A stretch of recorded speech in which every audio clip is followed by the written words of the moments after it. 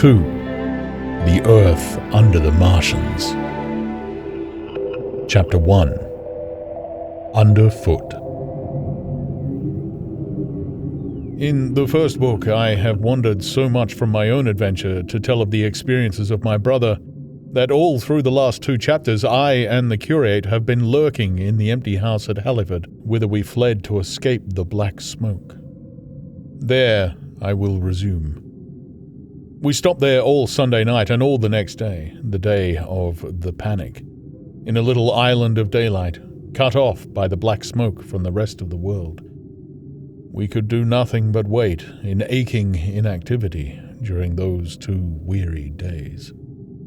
My mind was occupied by anxiety for my wife.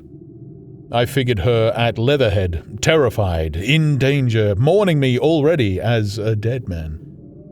I paced the rooms and cried aloud when I thought of how I was cut off from her, of all that might happen to her in my absence. My cousin, I knew, was brave enough for any emergency, but he was not the sort of man to realize danger quickly, to rise promptly. What we needed now was not bravery, but circumspection. My only consolation was to believe that the Martians were moving Londonward and away from her. Such vague anxieties kept the mind sensitive and painful. I grew very weary and irritable with the curate's perpetual ejaculations. I tired of the sight of his selfish despair. After some ineffectual remonstrance, I kept away from him, staying in a room, evidently a child's schoolroom, containing globes, forms, and copybooks.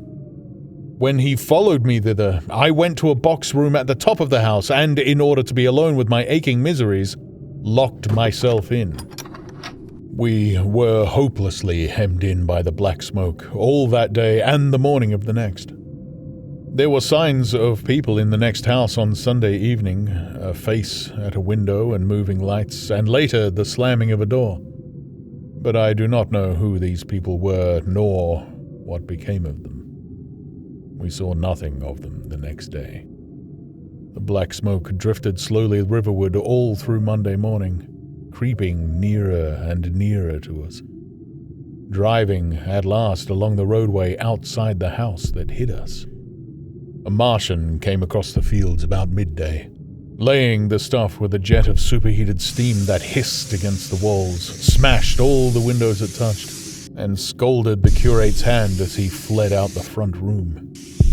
When, at last, we crept across the sodden rooms and looked out again, the country northward was as though a black snowstorm had passed over it. Looking towards the river, we were astonished to see an unaccountable redness mingling with the black of the scorched meadows. For a time, we did not see how this change affected our position, save that we were relieved of our fear of the black smoke. But later, I perceived that we were no longer hemmed in, that now we might get away.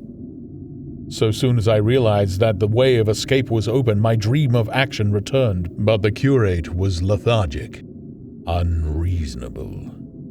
"We are safe here," he repeated. "Safe here!" I resolved to leave him. Would that I had. Wiser now for the artilleryman's teachings, I sought out food and drink. I had found oil and rags for my burns, and I also took a hat and a flannel shirt that I found in one of the bedrooms. When it was clear to him that I meant to go alone, had reconciled myself to going alone, he suddenly roused himself to come. And, all being quiet throughout the afternoon, we started about 5 o'clock, as I should judge, along the blackened road to Sunbury. In Sunbury, and at intervals along the road, were dead bodies, lying in contorted attitudes, horses as well as men. Overturned carts and luggage, all covered thickly with black dust. That pall of cindery powder made me think of what I had read of the destruction of Pompeii. We got to Hampton Court without misadventure, our minds full of strange and unfamiliar appearances. and at Hampton Court our eyes were relieved to find a patch of green that had escaped the suffocating drift. We went through Bushy Park, with its deer going to and fro under the chestnuts, and some men and women hurrying in the distance towards Hampton. And so we came to Twickenham. These were the first people we saw. Away across the road, the woods between Ham and Petersham were still afire. Twickenham was uninjured by either heat ray or black smoke, and there were more people about here, though none could give us news. For the most part, they were like ourselves, taking advantage of a lull to shift their quarters. I had an impression that many of the houses here were still occupied by scared inhabitants, too frightened even for flight. Here, too, the evidence of a hasty rout was abundant along the road. I remember most vividly 3 smashed bicycles in a heap, pounded into the road by the wheels of subsequent carts. We crossed Richmond Bridge about 8:30. We hurried across the exposed bridge, of course, but I noticed floating down the stream a number of red masses, some many feet across. I did not know what these were. There was no time for scrutiny, and I put a more horrible interpretation on them than they deserved.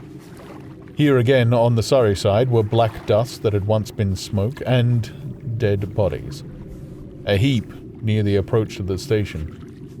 But we had no glimpse of the Martians until we were some way towards Barnes. We saw in the blackened distance a group of 3 people running down a side street towards the river, but otherwise it seemed deserted.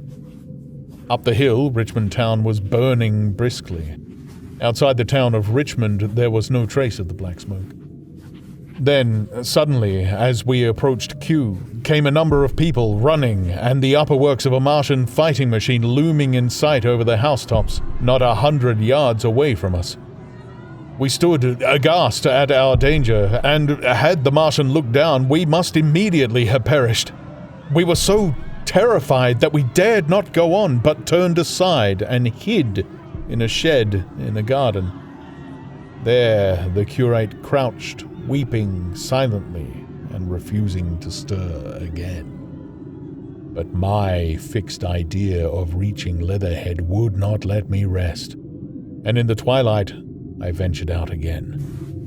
I went through a shrubbery and along a passage beside a big house standing in its own grounds, and so emerged upon the road towards Kew. The curate I left in the shed, but he came hurrying after me. That second start was the most foolhardy thing I ever did, for it was manifest the Martians were about us.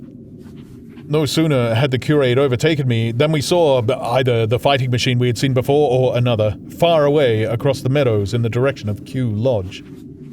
4 or 5 little black figures hurried before it across the green grey of the field, and in a moment it was evident this Martian pursued them.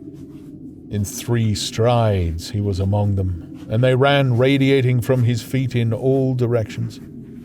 He used no heat ray to destroy them, but picked them up one by one. Apparently, he tossed them into the great metallic carrier which projected behind him, much as a workman's basket hangs over his shoulder. It was the first time I realized that the Martians might have any other purpose than destruction with defeated humanity. We stood for a moment petrified, then turned and fled through a gate behind us into a walled garden, fell into, rather than found, a fortunate ditch, and lay there, scarce daring to whisper to each other until the stars were out. I suppose it was nearly 11 o'clock before we gathered courage to start again, no longer venturing into the road, but sneaking along hedgerows and through plantations, and watching keenly through the darkness, he on the right and I on the left, for the Martians, who seemed to be all about us. In one place, we blundered upon a scorched and blackened area, now cooling and ashen, and a number of scattered bodies of men burned horribly about their heads and trunks, but with their legs and boots mostly intact, and of dead horses, 50 feet, perhaps, behind a line of 4 ripped guns and smashed gun carriages. Sheen, it seemed, had escaped destruction, the place was silent and deserted. Here we happened on no dead, though the night was too dark for us to see into the side roads of the place. In Sheen, my companion suddenly complained of faintness and thirst, and we decided to try one of the houses. The first house we entered, after a little difficulty with the window, was a small semi-detached villa, and I found nothing eatable left in the place but some mouldy cheese. There was, however, water to drink, and I took a hatchet, which promised to be useful in our next housebreaking. We then crossed to a place where the road turns towards Mortlake. Here there stood a white house within a walled garden, and in the pantry of this domicile we found a store of food, 2 loaves of bread in a pan, an uncooked steak, and the half of a ham. I give this catalogue so precisely because, as it happened, we were destined to subsist upon this store for the next fortnight. Bottled beer stood under a shelf, and there were 2 bags of haricot beans and some limp lettuces. This pantry opened into a kind of wash-up kitchen, and in this was firewood. There was also a cupboard in which we found nearly a dozen of burgundy, tinned soups and salmon, and 2 tins of biscuits. We sat in the adjacent kitchen in the dark, for we dared not strike a light, and ate bread and ham and drank beer out of the same bottle. The curate, who was still timorous and restless, was now, oddly enough, for pushing on, and I was urging him to keep up his strength by eating when the thing happened that was to imprison us. "It can't be midnight yet," I said, and then came a blinding glare of vivid green light. Everything in the kitchen leapt out, clearly visible in green and black, and vanished again. And then followed such a concussion as I have never heard before or since. So close on the heels of this as to seem instantaneous came a thud behind me, a clash of glass, a crash and rattle of falling masonry all about us, and the plaster of the ceiling came down upon us, smashing into a multitude of fragments upon our heads. I was knocked headlong across the floor, against the oven handle, and stunned. I was insensible for a long time, the curate told me. When I came to, we were in darkness again, and he, with a face wet, as I found out afterwards, with blood from a cut forehead, was dabbing water over me. For some time, I could not recollect what had happened. Then things came to me slowly. A bruise on my temple asserted itself. "Are you better?" asked the curate in a whisper. At last I answered him. I sat up. "Don't move! The floor is covered with smashed crockery from the dresser. You can't possibly move without making a noise, and I fancy they are outside." We both sat quite silent, so that we could scarcely hear each other breathing. Everything seemed deadly still, but once something near us, some plaster or broken brickwork, slid down with a rumbling sound. Outside and very near was an intermittent metallic rattle. "That," said the curate when presently it happened again. "Yes," I said, "but what is it?" "A Martian," said the curate. I listened again. "It was not like the heat ray," I said, and for a time I was inclined to think one of the great fighting machines had stumbled against the house, as I had seen one stumble against the tower of Shepperton Church. Our situation was so strange and incomprehensible that for 3 or 4 hours until the dawn came, we scarcely moved. And then the light filtered in, not through the window, which remained black, but through a triangular aperture between a beam and a heap of broken bricks in the wall behind us. The interior of the kitchen we now saw greyly for the first time. The window had been burst in by a mass of garden mould, which flowed over the table upon which we had been sitting and lay about our feet. Outside, the soil was banked high against the house. At the top of the window frame we could see an uprooted drain pipe. The floor was littered with smashed hardware. The end of the kitchen towards the house was broken into, and since the daylight shone in there, it was evident the greater part of the house had collapsed. Contrasting vividly with this ruin was the neat dresser, stained in the fashion, pale green, and with a number of copper and tin vessels below it. The wallpaper imitating blue and white tiles, and a couple of coloured supplements fluttering from the walls above the kitchen range. As the dawn grew clearer, we saw through the gap in the wall the body of a Martian, standing sentinel, I suppose, over the still glowing cylinder.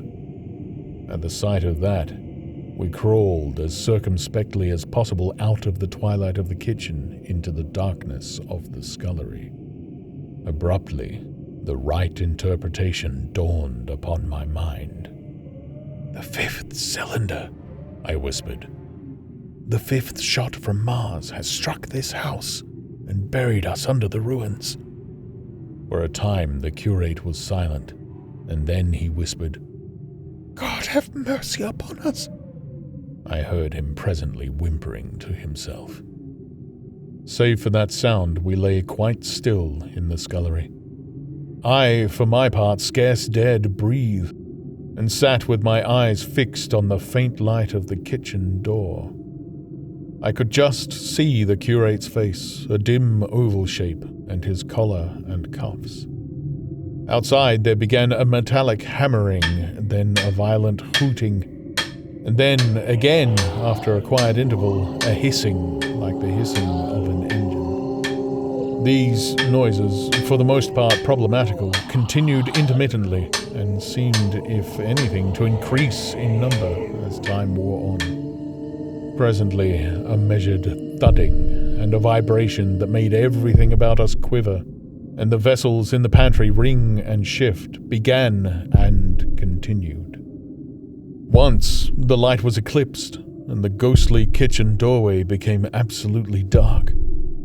For many hours, we must have crouched there, silent and shivering, until our tired attention failed. At last, I found myself awake and very hungry. I am inclined to believe we must have spent the greater portion of a day before that awakening. My hunger was at a stride so insistent that it moved me to action. I told the curate I was going to seek food and felt my way towards the pantry. He made me no answer, but as soon as I began eating, the faint noise I made stirred him up, and I heard him crawling after me.